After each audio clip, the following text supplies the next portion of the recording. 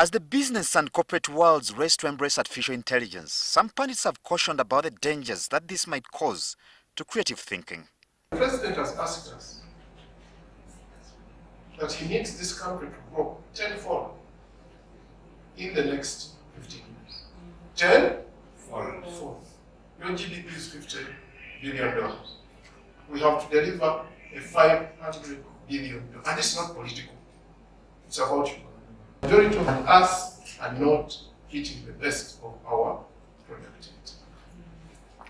The only way we can grow is when our productivity goes up. And here is AI.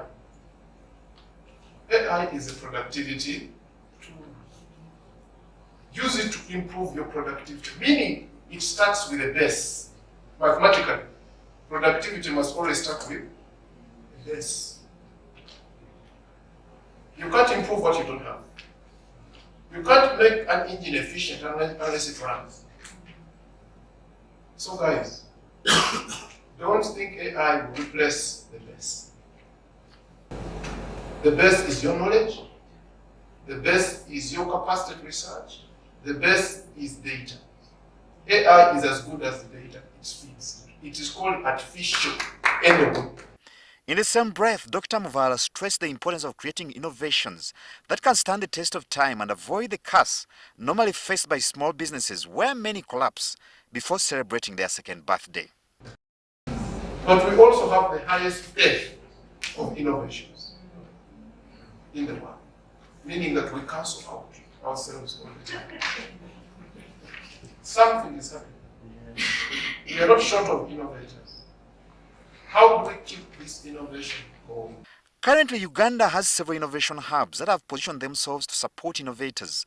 However, a bulk of young players in this space, including those that have gone through such hubs, are still struggling to monetize their creations, partly contributing to the high failure rate. Reversing this trend, and by extension slowing the small and medium enterprise failure rate, will require government intervention at some point. So today we are seeing gender as something very small. Tomorrow, if Uganda, and I mean the state of Uganda, stands behind gender, instead of putting money into the pockets of Bayer and all these international pharmaceutical companies, we would have our own giant here. To pundits again, a lot of the heavy lifting will still be met by the entrepreneurs and the innovators themselves. So as Uganda races to be an innovation hub for the region and at the same time deal with the question of business sustainability, a concerted effort bringing together innovators, entrepreneurs and government